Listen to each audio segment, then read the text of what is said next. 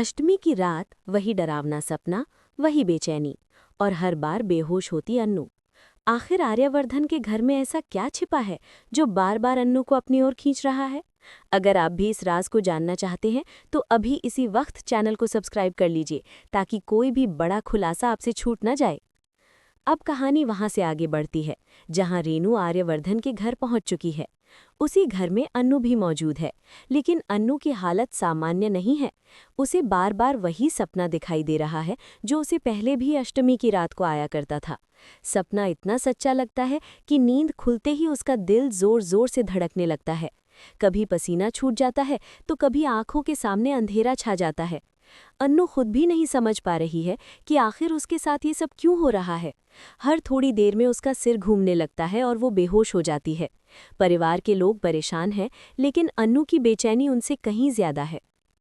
अन्नू के मन में एक ही सवाल घूम रहा है कि आखिर राजनंदिनी है कहाँ। पूरा परिवार इसी घर में है, हर कोई सामने दिखाई दे रहा है, लेकिन राजनंदिनी कहीं नजर नहीं आती। अन्नू को ये बात अंदर से कचोट रही है। उसे लग रहा है कि इस घर में कोई बहुत बड़ा सच छिपा हुआ है जिसे अब तक किसी ने सामने नहीं आने दिया। यही वजह है कि अन्नू ने खुद ही खोजबीन करने का फैसला कर लिया है। वो एक एक कमरे में जाती है, हर कोना ध्यान से देखती है, हर छोटी छोटी चीज पर गौर करती है।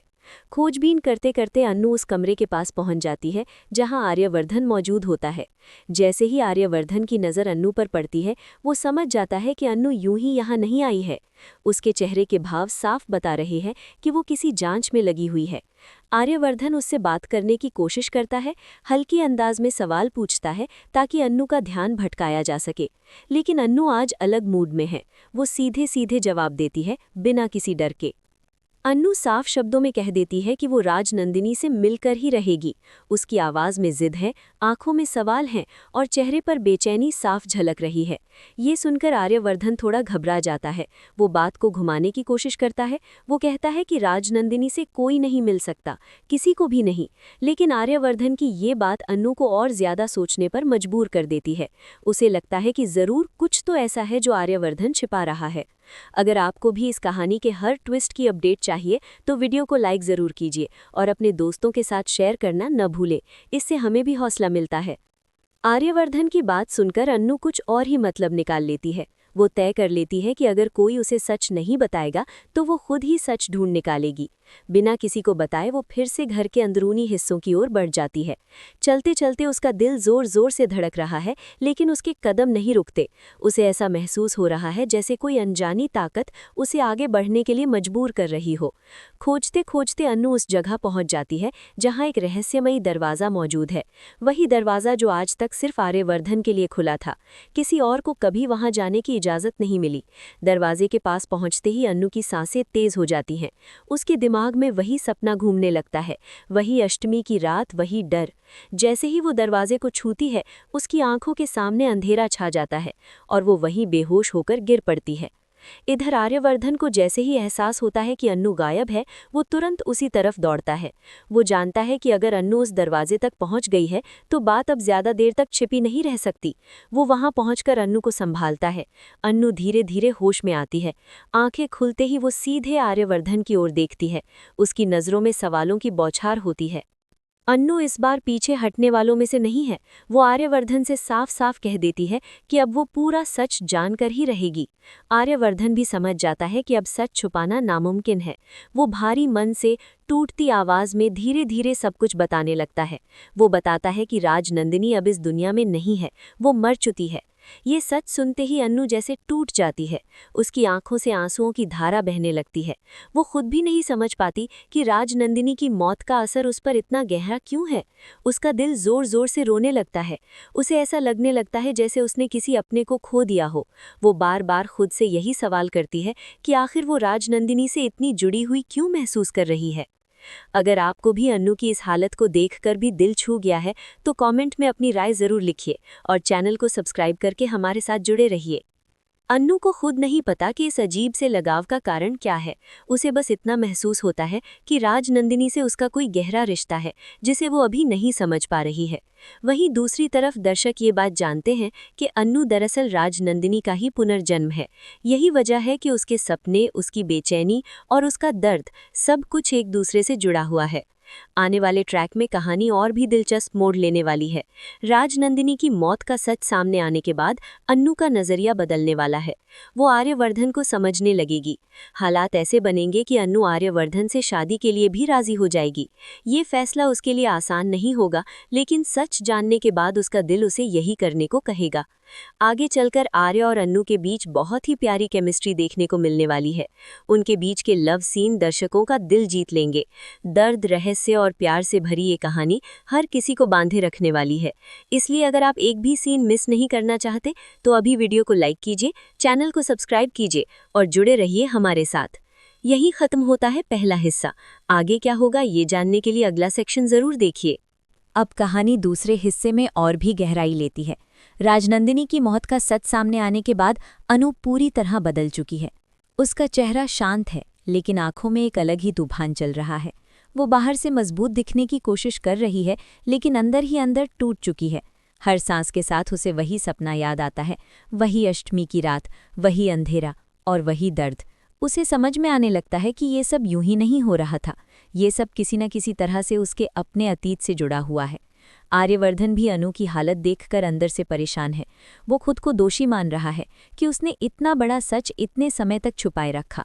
उसे डर है कि कहीं ये सच अनु को उससे हमेशा के लिए दूर न कर दे। लेकिन अनु की आंखों में अब गुस्से से ज्यादा दर्द है। वो आर्यवर्धन से सवाल नहीं करती, बस चुपचाप उसे देखती रहती है। उसकी इस खामोशी में हजारों सवाल छिपे हुए हैं। अगर आप चाहते हैं कि आगे की कहानी की हर अपडेट आपको सबसे पहले मिले, तो अभी वीडियो को लाइक कीजिए और चैनल को सब्सक्राइब करके नोटिफिकेशन ऑन कर लीजिए। अनु अब खुद को अकेला महसूस करने लगती है। उसे लगता है कि ये घर, ये लोग और ये दीवारें सब कुछ उससे कुछ छुपा रहे हैं। वो अकेले में बैठकर बार बार राजनंदिनी के बारे में सोचती है। उसे उसकी शक्ल याद नहीं आती, लेकिन उसकी भावनाएं बहुत गहराई से महसूस होती हैं, जैसे कोई रिश्ता हो जो जन्मों से जुड़ा हुआ हो। वो अपने आंसुओं को रोकने की कोशिश करती है, लेकिन हर बार नाकाम रहती है। इधर परिवार के बाकी लोग भी अनु के बदलते व्यवहार को नोटिस करने लगते हैं। कोई उससे पूछने की हिम्मत नहीं करता, लेकिन सब समझ जाते हैं कि कुछ बहुत बड़ा हुआ है। रेनू खास तौर पर अनु को लेकर चिंतित है। वो अनु के पास जाती है, उसका हाथ पकड़ती है और उसे हौसला देने की कोशिश करती है, लेकिन अनु के दिल का दर्द शब्दों में बयां नहीं हो पाता। अनु अब उस रहस्यमयी कमरे के बारे में और जानना चाहती है।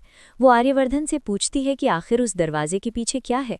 आर्यवर्धन पहले तो टालने की कोशिश करता है, लेकिन फिर उसे एहसास होता है कि अब छुपाने से कोई फायदा नहीं। वो अनु को बताता है कि उस कमरे में राजनंदिनी से जुड़ी हर याद बंद है। उसकी चीज़ें, उसकी तस्वीरें और उसका अतीत, ये सब उसने इसलिए छुपाया था ताकि दर्द को भूल सके। ये सुनकर अनु का दिल और भारी हो जाता है। वो उस कमरे में जाने की इजाज़त मांगती है। आर्यवर्धन हिचकिचाता है, लेकिन आखिरकार मान जाता है। जैसे ही दरवाज़ा खुलता है, कमरे में एक अलग ही माहौल होता है। हवा भारी लगती है और अनु को ऐसा महसूस होता है जैसे वो जगह उसे पहचानती हो। वो धीरे धीरे अंदर जाती है, हर चीज़ को ध्यान से देखती है। अगर आपको भी ऐसे रहस्यमयी सीन पसंद आते हैं तो इस वीडियो को शेयर ज़रूर कीजिए। कमरे में रखी हर चीज़ अनु को अपनी ओर खींच रही है। एक तस्वीर के सामने आकर वो रुक जाती है। तस्वीर में राजनंदिनी मुस्कुरा रही है। अनु उस तस्वीर को देखकर अचानक रोने लगती है। उसे लगता है जैसे वो खुद को ही देख रही हो। उसका दिल जोर से धड़कने लगता है और आंखों से आंसू बहने लगते हैं। उसे अब समझ आने लगता है कि उसके सपने और उसकी बेचैनी की जड़ क्या है। आर्यवर्धन ये सब देखकर भावुक हो जाता है। वो अनु को संभालता है और उसे सच्चाई के और करीब ले जाता है। वो बताता है कि राजनंदिनी की मौत एक हादसा थी, लेकिन उस हादसे ने सब कुछ बदल दिया। उसी दिन से उसकी जिंदगी रुक सी गई थी। उसने खुद को सजा दी थी, अकेलेपन में जीकर। अनु अब आर्यवर्धन के दर्द को समझने लगती है। उसे एहसास होता है कि आर्यवर्धन ने भी उतना ही खोया है जितना उसने अभी अभी महसूस किया है। उसके दिल में आर्यवर्धन के लिए नफरत की जगह सहानुभूति पैदा होने लगती है। वो पहली बार उसे एक अलग नज़र से देखती है। अगर आपको अनु और आर्यवर्धन की ये बदलती केमिस्ट्री अच्छी लग रही है तो कमेंट में ज़रूर बताइए। धीरे धीरे अनु अपने फैसले की ओर बढ़ती है। वो समझ जाती है कि भागने से सच नहीं बदलता, उसे अपने अतीत को अपनाना होगा, तभी वो आगे बढ़ पाएगी। इसी सोच के साथ वो आर्यवर्धन से खुलकर बात करती है। वो कहती है कि वो अब सच से डरती नहीं है। जो हुआ उसे स्वीकार करना ही एकमात्र रास्ता है। यही वो पल होता है जब अनु आर्यवर्धन के सामने शादी के लिए हाँ कहने का मन बना लेती है। ये फैसला प्यार से ज्यादा समझ और अपनापन लेकर आता है। आर्यवर्धन भी हैरान होता है लेकिन खुश भी। उसे लगता है कि शायद अब उसकी जिंदगी में भी रोशनी लौट सकती है। आने वाले एपिसोड्स में दोनों के बीच नज़दीकियां बढ़ेंगी। छोटी छोटी बातों में मुस्कान, खामोशी में अपनापन और नज़रों में प्यार साफ दिखाई देगा। दर्द से शुरू हुई ये कहानी अब धीरे धीरे प्यार की ओर बढ़ेगी। अनु और आर्यवर्धन की जोड़ी दर्शकों के दिलों में अपनी खास जगह बना लेगी। लेकिन कहानी यहीं खत्म नहीं होती।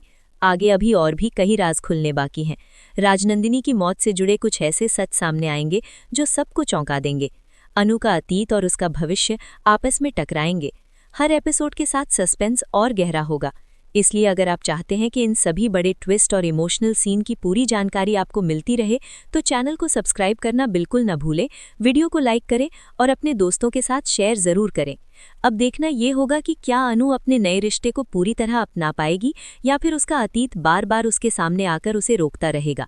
क्या आर्यवर्धन अपने डर से बाहर निकल पाएगा या फिर राजनंदिनी की यादें उसे फिर से तोड़ देंगी। इन सभी सवालों के जवाब आने वाले एपिसोड्स में मिलने वाले हैं। तब तक जुड़े रहिए, देखते रहिए और कहानी के हर मोड़ का आनंद लेते रहिए।